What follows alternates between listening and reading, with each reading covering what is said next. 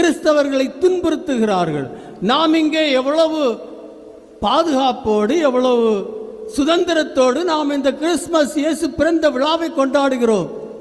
நம்முடைய தேசத்தில் வட மாநிலத்தில் எத்தனையோ இடங்களில் இன்று மக்கள் துன்புறுத்தப்படுகிறார்கள். கோவிலுக்குள் நுழைந்து அவர்களை அடித்து வெளியே துரத்துகிறார்கள், கிறிஸ்துமஸ் கொண்டாடக்கூடாது என்று.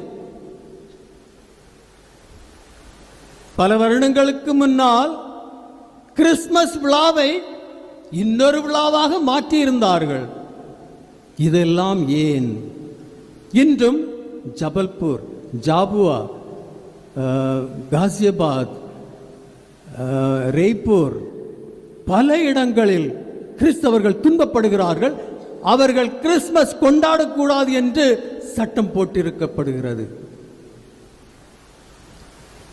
Secular country India, India a country with freedom.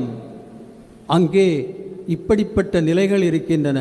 நாம் அதை உணர்கின்றோமா?